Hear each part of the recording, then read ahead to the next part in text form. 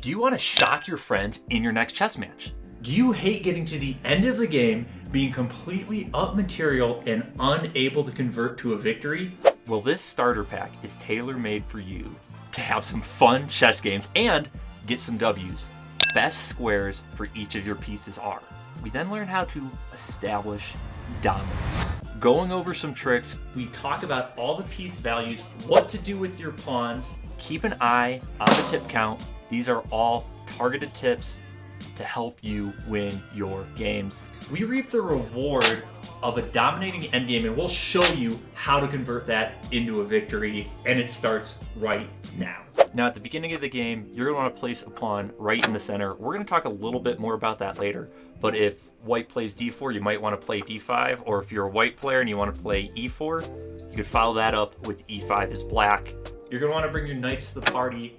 They're your bros, and they work really differently than all other pieces. They don't go on lines and files and diagonals. They make this little fancy little L shape. They're really good for tricks. So in this case right here, if we play a couple of moves, the knight is attacking the queen. The queen can't look back at the knight. The only thing that can look at a knight is another knight. And the knight is also focused on this c7 square. This c7 square and this f7 square, those are the best forking squares for the knight, so keep an eye out for those. Let's say the queen makes a really silly move right here. This would be the worst move possible. We have this fork where you're checking the king has to move, you'll be able to pick up the queen, and this is a double, super amazing, awesome fork where you get the rook as well. Take a look out for c7, f7 when you are white.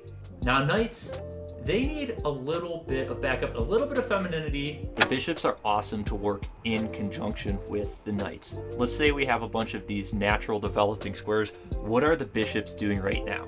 So take a look. This black bishop is pinning the knight to the king. A pin is when this knight can't move because the king would be taken. It's illegal to put your king in danger. And this bishop over on the other side is pinning the knight to the queen. Now, technically, you're allowed to move this knight away, but you'd be giving up a queen for a bishop. More on that later. It's not a good trade. The other thing bishops are really good at doing is supporting the knights. So if the bishop moves out to this square or this square is white, that's really going to be his main pinning squares to pin to the queen or to the king. But if the bishop decides to move out to these squares, that's actually going to be his best support squares for the knight. So we can support here and we could support here. And remember, those are the best forking squares for the knight. So the bishop and the knight, they can work in conjunction. You can either attack with your own bishop or immobilize your opponent's knight with your bishops with a pin. Especially for brand new players, you want to make sure that you are able to break a pin. So what does breaking a pin mean? So right now, the knight is pinned to the queen. How do you get rid of that pin? One way to do it would be to just move your bishop all the way back. Now you can move your knight because the bishop is the same amount of value as this bishop, and so that would be an even trade. That would be totally good. A bad move potentially here for black, and a natural move, would be playing this d6 move. So now how are you going to break this pin? Well, it's going to be really difficult to do so. If you do decide to move your knight back here at a later time, then the bishop can capture and recapture, and now the king just isn't well defended at all. Let's say black does play this move. He's threatening to pin. A move to consider would be playing this h3 move. Not only does that prevent black from pinning your knight, it also, after you do decide to castle, by the way, castling is a good thing to do. It gives your king an escape square from back rank checkmates. More on that later. Anyway, let's keep rolling. Now I know I'm going really quickly right here. There's a downloadable link below summarizing all this stuff. It's a good reference for during this video and for after this video, so check it out there. The queen, the star of the party, she can't show up too early. She's just going to be constantly harassed by all the other guests. She needs a little bit of backup. She needs your bros, the ladies, and once she has her entourage, she can charge forward confidently with them. You might be wondering, why not just bring it out right away? You can get quick checkmates. Now in the real, when I was 5 years old, I learned how to play chess and I immediately lost to the scholar's mate. My cousin was 17 years old at the time, and he was kind enough to give me another opportunity, and I lost to a different version of the scholar's mate. 7 moves though, instead of 4 moves, so 75% improvement. I know it's hard, and it's hard for me to say it, but we're gonna find a way to get past it, and we're gonna do it together. Let's address this. This is a scholar's mate. F7's a really, really big thing, especially for beginners players. We're gonna hit the fried liver here in a second. So how do you defend against a prepared opponent, and how do you yourself become a prepared opponent so that you welcome your opponents to try this against you? We've talked a bit about forks when it comes to knights. The queens can also fork as well. So if the queen comes out here to h5, it's going to be really natural. Hey, I don't want your queen so close to me. This happens all the time in beginner games. And we have this fork where black is going to lose his rook. What do we do instead? Well, as soon as the queen comes out here to h5, we want to first protect this e5 square. There's going to be all sorts of tactics there, so let's just go ahead and briefly defend it. The bishop's going to come out. We're threatening checkmate. There's a couple of different ways to stop that checkmate, and so just play this g6 move now. Now you force the queen to move. If you bring your queen out too early, it's going to get harassed all the time. Try not to do it unless you're just trying to have fun and try to get someone really quick with the scholar's mate. I can't fault you for trying, of course. And so the queen has to move back.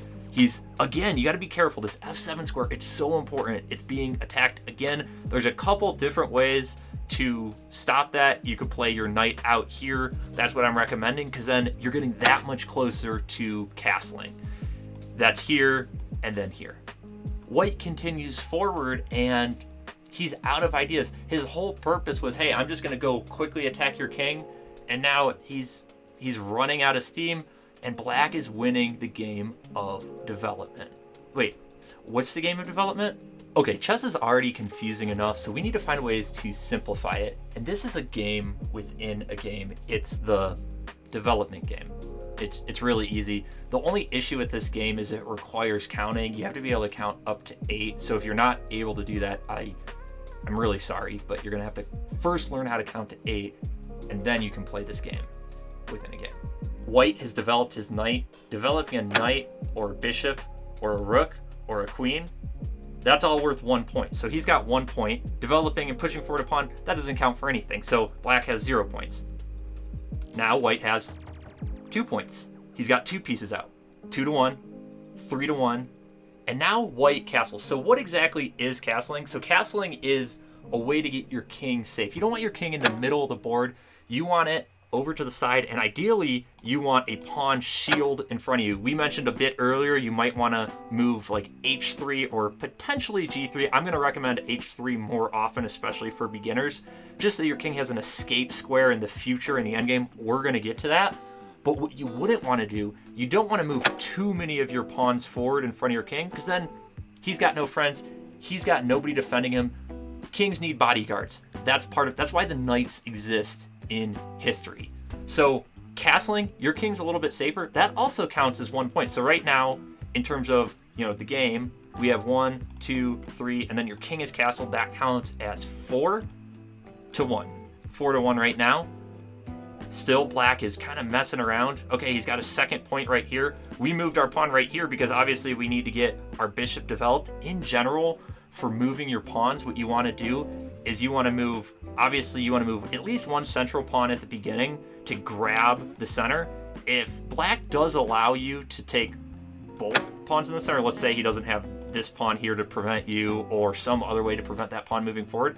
Now, if you have, imagine you have both pawns here and here, you'd be controlling all 4 of these squares, and that's going to make you have a really good game. But anyway, you want to move at least 1 pawn right at the beginning to start getting your pieces out, and then hopefully castle for beginners king side very, very quickly. And then you need to move a 2nd pawn in order to allow your other bishop out, right? So we moved our D pawn right there in order to allow our bishop out. Now our bishop comes out to get another point of development on the board. Okay, moving your queen forward. A lot of times, so we say, hey, don't develop your queen too quickly, becomes a target for other pieces. moving it forward here to d2 or e2 is often the best move. That connects your rooks along the back row. That's going to be really, really important. If you're able to connect your rooks along the back row, that's going to be a big advantage for you. And now what black does is black actually castles queenside. So there's two ways to castle. It's kingside or queenside. Obviously the king, he starts over on this side. The queen starts on this side. And so castling kingside involves moving your king over 2 squares, and then your rook just plops right next to your king. Same thing actually for going queenside. Your king goes 2 squares, and then the rook plops over just to the side of you. You see that's what black's done right here. The king always moves 2 squares. The rook always moves right to the other side of it. There's a couple rules with castling. I'll put them in that handout as well, just so you have it to reference. Okay, so black's castled. Let's do a quick recap of where we're at with points. We've got 1, 2, 3, 4, 5, 6 points for white, and 1, 2, 3, 4 points for black. So white is up a bit on development, and so usually if you're up on development, you're going to want to attack. And the other ways that you can get your rooks involved in the game, so one way would be to move your rooks, kind of in the center of the board and start charging up the middle. That's going to be a really good tactic.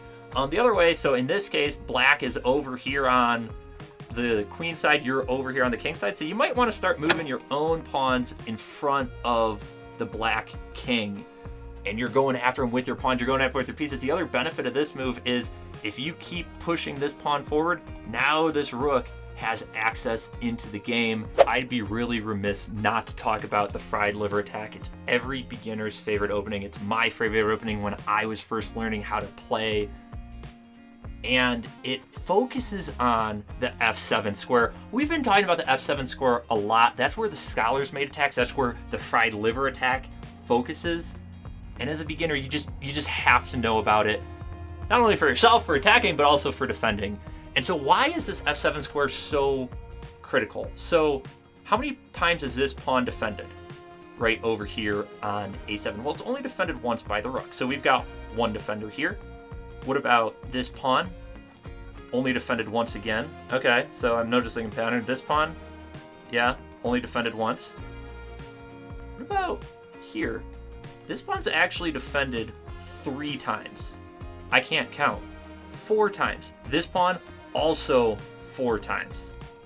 This pawn right here, this f7 weakness, only once. It's only defended by the king, and that's where it gets really critical. Once and once. Of all of our pawns, our central pawns are very, very strong.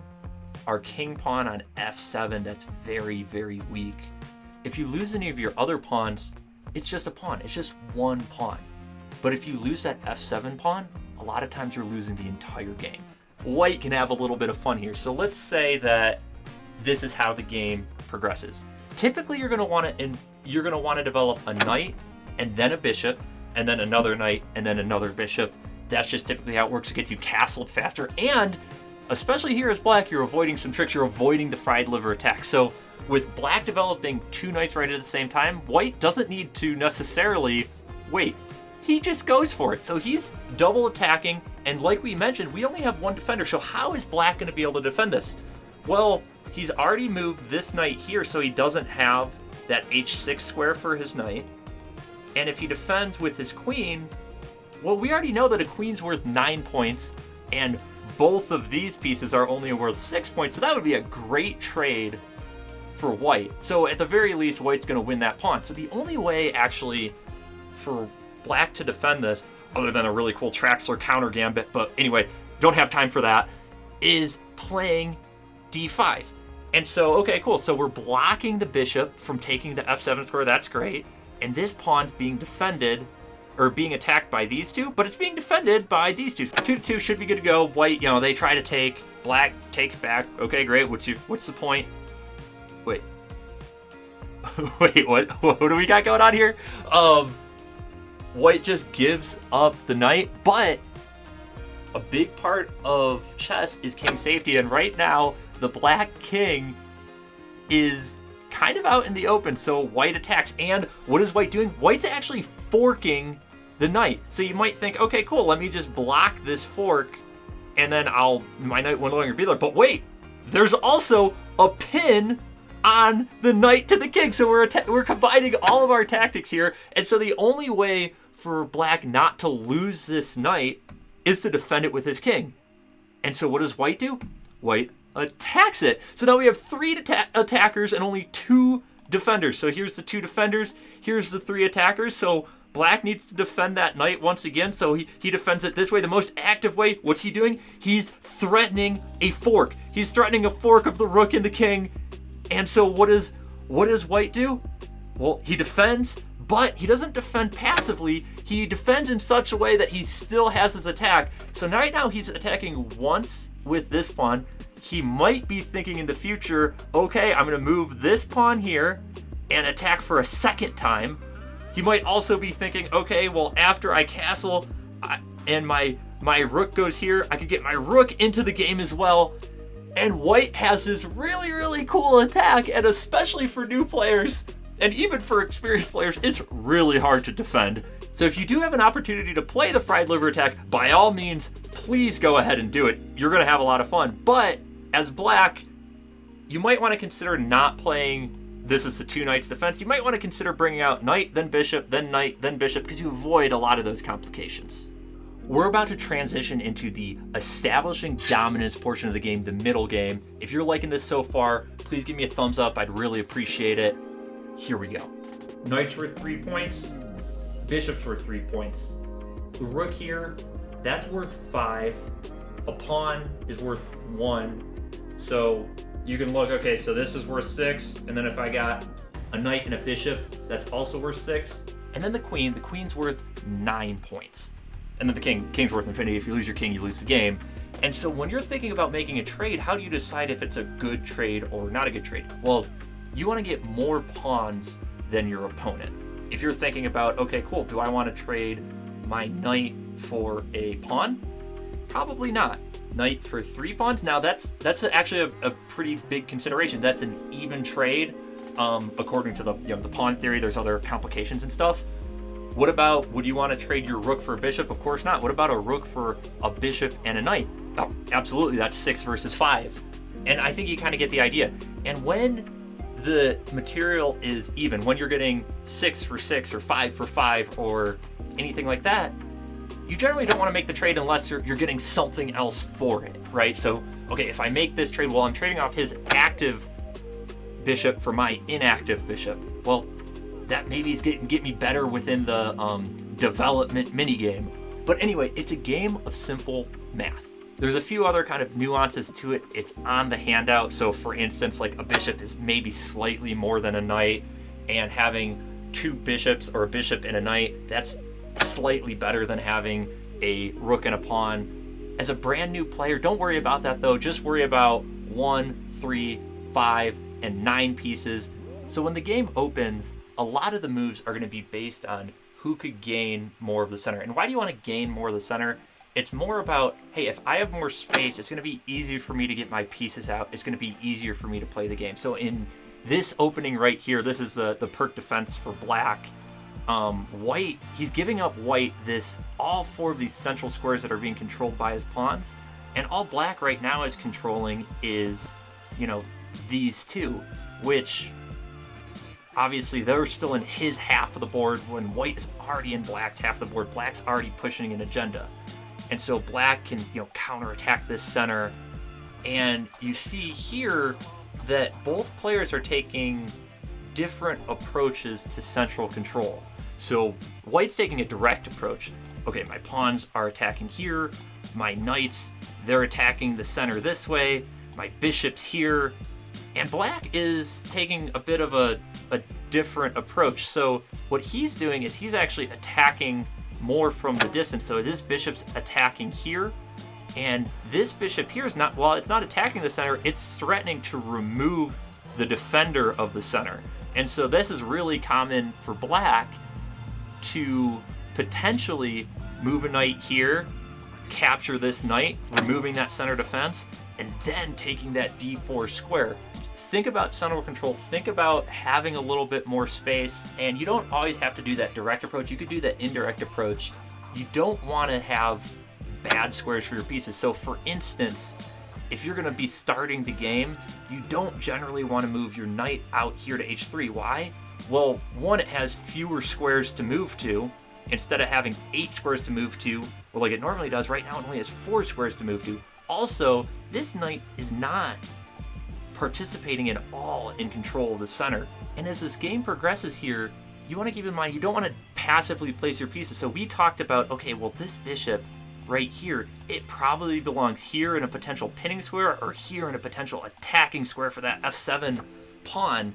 You wouldn't want to place it right here on e2. It's too passive. It doesn't control the center. It doesn't indirectly control the center with this pin, and it doesn't actually attack anything.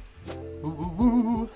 Now, as you enter the middle game, I really want you to focus on making sure that all your pieces are defended and over-defended wherever possible. Right here, black thinks, okay, cool, I could go ahead and grab this pawn, and we already know, based on our queen movements, that we have this fork, right? So this is going here, and we could attack that knight. When in doubt, just make sure you're over-defending your pieces. It's nothing hurtful from being a little bit cautious in that regard. Okay, you might be wondering, okay, so the queen can fork, the knight can fork, can the bishop fork? Heck yeah, I can. Let me show you one common area where it does do that, and it involves the pin square, luckily enough. So the bishop moves out here to b5. He's potentially going to be pinning this knight if this pawn ever moves, and the pawn does move right away. So the knight's pinned, and white breaks open the center right here, and now he's double attacking this knight. And if black makes a mistake, wastes a move here, take. So white wins a pawn, but not only that, we're attacking here and we're attacking here. We're gonna be able to trade our 3-pawn bishop for, how many pawns is this rook worth? This 5-pawn rook. Now, how do you actually win at this game in the middle game? I'm gonna show you 2 common checkmating ideas that you could start implementing today. They happen all the time, so be sure to keep an eye out for them. Everything's developed, all the pieces are out, it's pretty much even, except for white has put his rook on this open file in the center. So what is a good follow-up for white here? If you're able to double up your rooks on the same file, they're gonna be really, really powerful. There's also a potential to triple them up. And if you're able to get your rooks to the 7th rank, so this is the 7th rank, it makes it really easy when you're white because it's called 7. If you're black, then it's called 2. But anyway, that's not the point. So if you place your rook here on the 7th rank, let's say black tries to get a little bit closer, you can just pile up here. You could pile up here. You could also consider start picking off these pawns. And then if you get both your rooks along the 7th rank, it's just going to form this giant battery. And then the final thing to keep in mind in a position like this is that we have potential back rank issues for black. So white's included this h3 move, so if the king ever gets checked, he's going to have a place to escape, but black doesn't have that luxury. Let's just imagine for a moment that black plays maybe a silly move here and white goes right here. So white is actually right now is threatening checkmate on the back rank. What's that look like? So this is the 7th rank, right? This is the back rank. It's the one on the back. So let's say that black thinks, okay, cool, yeah, I'm just gonna grab this pawn. We can check, and the king has nowhere to go to, so you have to defend by capturing. You can even give up your queen here, takes, and it's checkmate. Black has nowhere to go. You don't want to push too many pawns in front of your king because it weakens your king and it gives other opportunities for your opponent to attack, but you might want to move 1 pawn forward just so you don't run into these kind of quick ends to the game not in your favor. The queen just smothers the king right in his face. We could see that right here.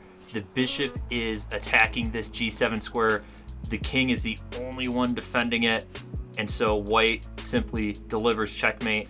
With the queen right in front of the king, the queen actually covers all 3 of these squares, and there's nowhere for the king to run if the queen's supported. That's going to be one of your most common checkmates. And this concept also works a lot of times if the king is restricted and can't run away. So in this case right here, if the queen was able to go right here to h7, she's going to be taking away these two squares. The king can't even run away because his own piece is in the way. And so what's the best move here? Capture the defender of that h7 square. If you capture either way or with the queen, it doesn't matter. That's checkmate. Look out for those attacks, especially with the queen. It's your most powerful attacking piece. And if your opponent isn't defending his own king, doesn't have enough pieces over there, you're going to be able to take advantage.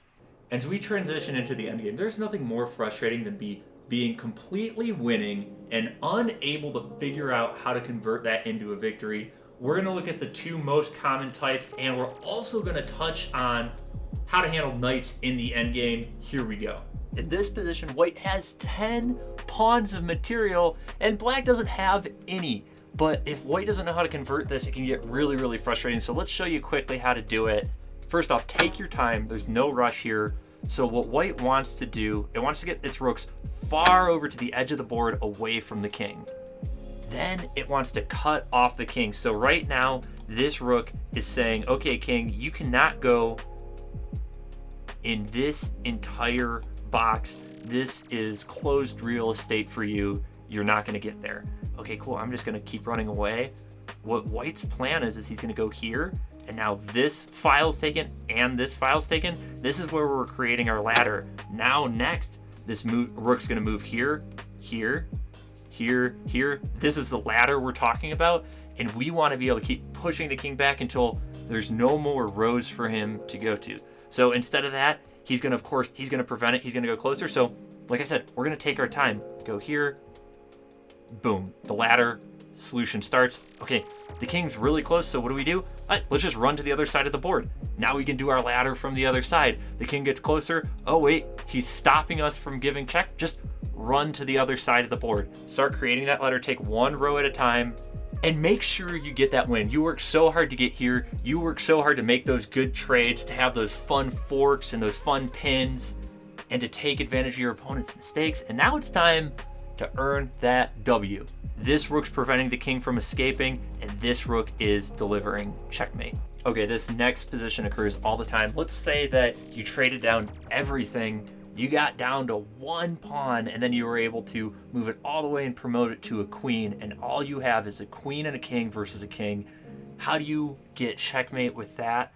It's somewhat similar to the middle game plan we had to checkmate with the queen, but now we're using the king to help us. So what's the step-by-step? One, only use your queen at first, right? So right now, same thing as the rooks. We've taken away this file. The king has to do something, right? Let's say he goes back that way. We can move back that way. Let's say he goes back here. We can re-establish. Right now, we were originally planning to, okay, cool, we'll push him back this way, we'll push him back this way, but now that he's stepped to the second file, we could actually, instead of that, we could force him back this way instead. We've made this his new end goal. So let's say he moves there. Cool, we've got him on the back row. So now that we have him down to the back row, and again, that's just never really quite checking him. You want to just go kind of like diagonal from the king, never with a full check, and to keep pushing him back, only using your queen. And now the king's stuck. He can only go back and forth. We bring our king forward, and we deliver checkmate. One word of warning. Let's say that right here, that the king moves back to the corner. That's great, right? We want him to be back on the back row. But if we go right here, we've accidentally delivered a stalemate. So stalemate's when the king has no moves. And this is really, really common. The queen captures all of these squares. The king has nowhere to go. It's stalemate. So if the king does move to the corner, you don't have to go right next to him. You could go back here. And now the king is again trapped. He can go only here, here, and here. And you could bring your king up and deliver that checkmate in the same method. Okay, I want to talk briefly about knights in the end game, and knights in particular. They're really, really tricky. Let's say that white here, you're playing black. He checks you with his knight. Where are you going to move your king? Let's say you're running low on time. You don't have too much time to think. You might move forward. Hey, cool, I'm attacking that knight, and now we have a draw. He forks your rook and your king, and all the work you've accomplished in order to go up material, it's just all over So what do you want to do here in general when the knight's attacking you? Obviously, you know that, these are the squares that the knight is immediately attacking.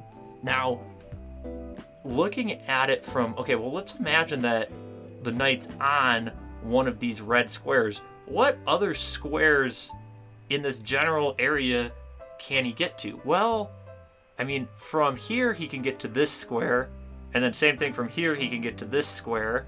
Here, here, here. So you can see it kind of forms this almost like checkerboard. Well, what squares is he not already able to get to? Well, he hasn't made it to any of these squares.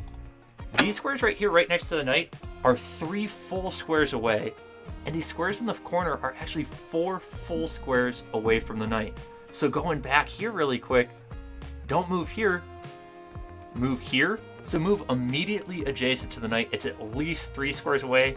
We hit how to establish ourselves in the opening, establish dominance in the middle game, and how to convert that into a victory and reap those rewards. I hope you found value in this. Make sure to download the free download below as a reference. We hit everything that we hit today. I know it was a lot of information. I got more detailed analysis right here, so be sure to check it out.